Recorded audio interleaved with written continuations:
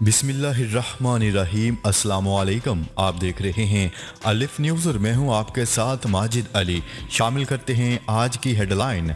इराकी वज़ीर आज़म मुस्तफ़ा काज़मी के घर पर ड्रोन हमला। रूसी वज़ीर ख़ारजा का ईरानी हम मनसब से अहम टेलीफोनिक राब्ता। भारत को दुनिया के ख़ुसूसी इंटेलिजेंस ग्रुप फाइव आइज में शामिल करने पर गौर।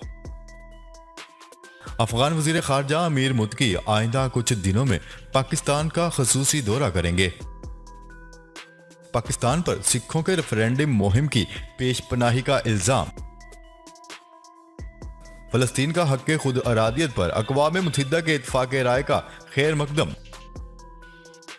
हुकूमत ने कलअदम TLP पर पाबंदी हटाने की मंजूरी दे दी।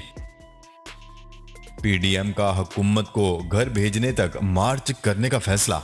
पाकिस्तान और दुनिया भर की खबरों से बाखबर रहने के लिए अलिफ न्यूज़ को सब्सक्राइब कर लें और बेल आइकन को क्लिक करना ना भूलिएगा। नाजरीन, अपनी आरा का इजहार कमेंट सेक्शन में लाजमी कीजिएगा। हेडलाइंस आपने जानी, अब बढ़ते हैं खबरों की तफसीलात की तरफ। इराकी वज़ीर-ए-आज़म मुस्तफ़ा काज़मी के घर पर होने वाले ड्रोन हमले में इनका महाफिज जख्मी हो गया। गैर मुल्की खबरसा इदारे की रिपोर्ट के मुताबिक इराक के वज़ीर-ए-आज़म हाउस के हवाले से बताया गया है कि कातलाना हमले में मुस्तफ़ा काज़मी महफूज रहे, ताहम उनका महाफिज जख्मी हो गया। इराकी फ़ौज का कहना है कि ग्रीन जोन में वाक़या इराक की वज़ीर-ए-आज़म के घर पर ड्रोन हमला आज सुबह किया गया। ड्रोन हमले में घर के कुछ हिस्से और कुछ गाड़ियों को नुकसान पहुंचा। इराकी हुक्काम के मुताबिक किसी भी ग्रुप ने अभी तक हमले की जिम्मेदारी कबूल नहीं की, ताहम वज़ीर आज़म मुस्तफ़ा काज़मी के घर पर ड्रोन हमले के बाद बगदाद में सिक्योरिटी बढ़ा दी गई है। मीडिया रिपोर्ट्स के मुताबिक हमला ऐसे वक्त में किया गया जब इराक में 10 अक्टूबर के इंतखाबी नताज के खिलाफ मुजाहिरे किए जा रहे हैं।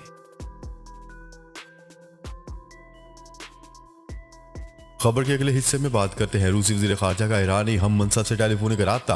रूसी वज़ीर ख़ारजा सरगई लारूफ ने ईरानी हम मनसब हुसैन अमीर से टेलीफोनिक राब्ते में ईरानी जोहरी मुआहदे के दोबारा काबिल अमल होने पर तबादला ख्याल किया। रूसी खबरसा एजेंसी की रिपोर्ट के मुताबिक दोनों रहनुमाओं ने ईरानी जोहरी मुआहदा असल शक्ल में बरकरार रखने पर इत्तफाक किया। ईरान और 6 आलमी ताकतों के दरमियान जोहरी मुआहदा 2015 में हुआ था। मुआहदे के मुताबिक ईरान आलमी पाबंदी ख़त्म होने के बदले यूरेनियम अफजूदगी रोकने का पाबंद था। वाज़ेह है कि 2018 में अमेरिकी सदर डोनाल्ड ट्रंप ने यकतरफा तौर पर मुआहदे से बाहर निकलने के बाद ईरान भी मुआहदे से पीछे हट गया था।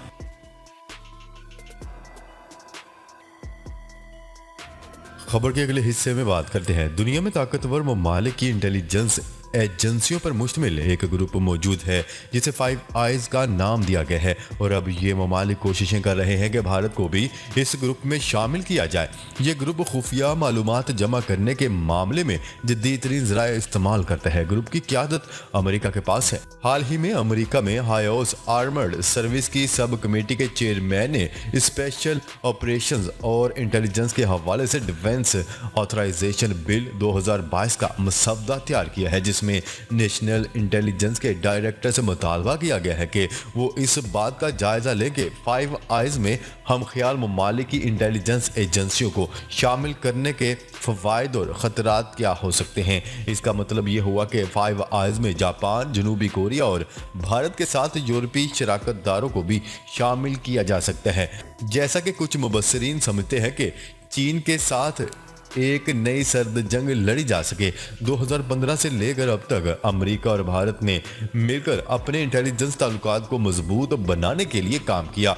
हत्ता कि भारत को फाइव आइज का एसोसिएट मेंबर तक समझा गया है। असूली तौर पर फाइव आइज की रुकनीत मिलने से भारत को वो हमायत मिलेगी जो चीन की ज़बरदस्त फौजी ताकत से निपटने के लिए इसे दरकार है। फाइव आइज की बुनियाद अमेरिका और बरतानिया ने दूसरी जंग अजीम के दौरान रखी थी, जिसे बाज़ाब्ता तौर पर 1955 में एक मुआहदे की सूरत में बाज़ाब्ता शक्ल दी गई और इस तंजीम में अंग्रेजी ज़बान बोलने वाले ममालिक को शामिल किया गया।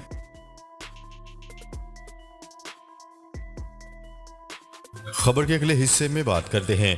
अफगानिस्तान के निगरान वजीर खारजा अमीर खान मुत्तकी आइंदा कुछ दिनों में पाकिस्तान का दौरा करेंगे। सरकारी ज़राए के मुताबिक अमीर खान मुत्तकी का दौरा पाक अफगान ताल्लुकात बहाली की कोशिश का हिस्सा है। दौरे में तालिबान के दीगर सीनियर हुकाम भी अमीर खान मुत्तकी के वफद में शामिल होंगे। रिपोर्ट के मुताबिक दौरे के दौरान पाकिस्तानी हुकाम से मुलाकात में बाहमी मसाइल पर तबादला ख्याल किया जाएगा।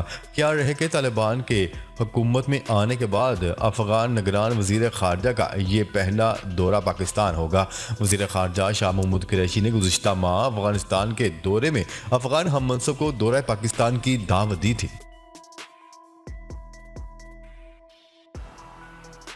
खबर के अगले हिस्से में बात करते हैं। कनाडा में खालिस्तान के हामी Sikh group Sikh for justice ने भारत में सिखों के अलहदा वतन से मुतल्लिक मुकदमे के पहले मरहले में कामयाबी हासिल कर ली।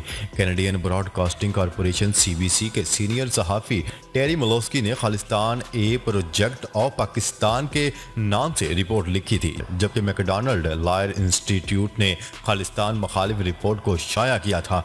टेरी मलोस्की और think tank Macdonald Laurier Institute के इल्जामात पर मुकदमा दायर किया गया था, जिसमें सिख फॉर जस्टिस पर इल्जाम आयद किया गया था कि खालिस्तान रेफरेंडम के प्रोजेक्ट को पाकिस्तान की हमायत हासिल है। रेफरेंडम कैंपेन का इल्जाम पाकिस्तान के खुफिया अदारे ISI पर भी लगाया गया था। रिपोर्ट में सिख फॉर जस्टिस के रहनुमा गुरपतोनत सिंह पन्नू पर पाकिस्तान से यकजहती का इल्जाम आयद किया गया था और दावा किया गया था कि रेफरेंडम कैंपेन की पुष्ट पर सिख नहीं पाकिस्तान है, जबकि 24 सफ़ात पर मुश्तमिल रिपोर्ट को भारतीय मीडिया और भारतीय ओवरसीज मिशंस ने खूब उछाला था। कनाडा की अदालत का फैसला रेफरेंडम कैंपेन के आगाज से चंद दिन कबल आया था, जिस दौरान पाकिस्तान पर सिखों के रेफरेंडम कैंपेन की पुष्टपनाही का इल्जाम गलत साबित हुआ। कनाडा की सुप्रीम कोर्ट के जज जस्टिस विलियम ब्लैक ने मुकदमे को आगे बढ़ाने और टेरी और MLI को सिख फॉर जस्टिस की कानूनी फीस अदा करने का हुक्म दिया। जज के फैसले का मतलब है कि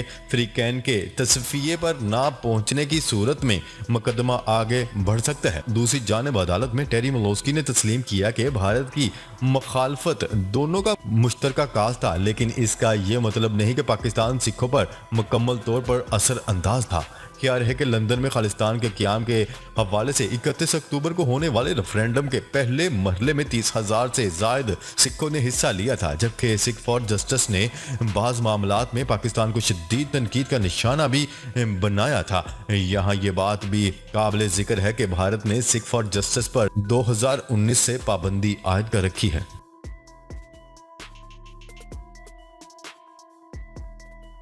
खबर के अगले हिस्से में बात करते हैं। फ़लस्तीनी अक़वाम मुत्तहिदा जनरल असम्बली की तीसरी कमेटी के फ़लस्तीनी अवाम के हक़ के खुद अरादियत पर इत्तफ़ाक़ राय का खैर मकदम किया है। शनहोवा को अरसाल किए गए एक अखबारी बयान में फ़लस्तीनी वज़ारत ख़ारजा का कहना है कि अक़वाम मुत्तहिदा के 158 रुकन ममालिक ने करारदाद के हक़ में वोट दिया, 10 ने हिस्सा नहीं लिया और 6 ने करारदाद के ख़िलाफ़ वोट दिया। बयान में कहा गया है कि फ़लस्तीन करारदाद के हक़ में भारी वोट का खैर मकदम करता है। मजीद कहा कि हक़ खुद अरादियत तमाम हकूक़ की बुनियाद है, ख़ास तौर पर फ़लस्तीनी अवाम के लिए जो तवील मुद्दती इसराइली कब्ज़े का शिकार है। इसराइल ने जून 1967 की मशरक़ वस्ता की जंग में फ़लस्तीन के दावा करदा इलाकों मगरबी किनारे और मशरक़ी बैतुल मक़दस पर कब्जा कर लिया था और तब से वो इन पर काबिज़ है। इसके बाद फ़लस्तीनी अवाम 1967 की सरहदों पर एक फ़लस्तीनी रियासत के क़याम के लिए हक़ खुद अरादियत की कोशिशें कर रहे हैं, जिसका दारुल हुकूमत मशरक़ी बैतुल मुक़द्दस हो।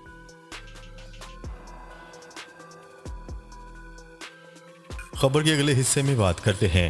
वफाकी हुकूमत ने कलादम तहरीक लब्बैक पाकिस्तान TLP पर पाबंदी हटाने की मंजूरी दे दी। तफसीलात के मुताबिक TLP के साथ कलादम का लफ्ज़ हटाने और आयद पाबंदी ख़त्म करने के लिए पंजाब हुकूमत के बाद वफाकी हुकूमत ने तहरीक लब्बैक पाकिस्तान TLP पर पाबंदी हटाने की मंजूरी दे दी। वफाकी काबीना ने सर्कुलेशन समरी के जरिए तहरीक लब्बैक पर पाबंदी ख़त्म करने की मंजूरी दी।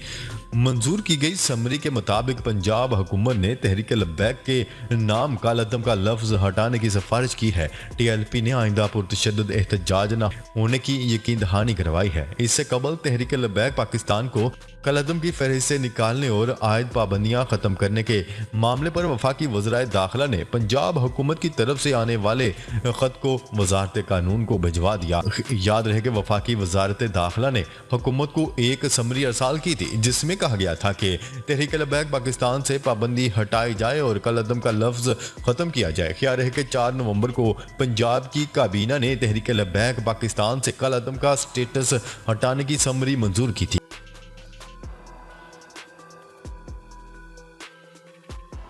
खबर के अगले हिस्से में बात करते हैं। अपोजिशन इत्तेहाद पीडीएम ने हुकूमत को घर भेजने तक मार्च करने का फैसला किया है। 13 नवंबर को कराची, 17 नवंबर को कोयटा और 20 नवंबर को पेशावर की सड़कों पर निकलेंगे। आखिरी रैली लाहौर में होगी जिसके बाद इस्लामाबाद की तरफ फैसला कुन मार्च किया जाएगा।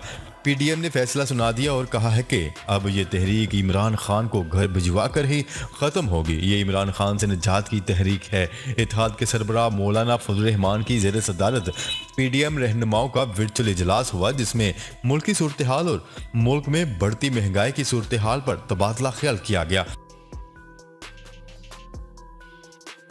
जी तो नाजरीन, अब तक के लिए इतना ही। मजीद खबरें लेकर बहुत जल्द आपकी खिदमत में हाजिर होंगे। तब तक के लिए अपना ख्याल रखिएगा। अल्लाह निगहबान।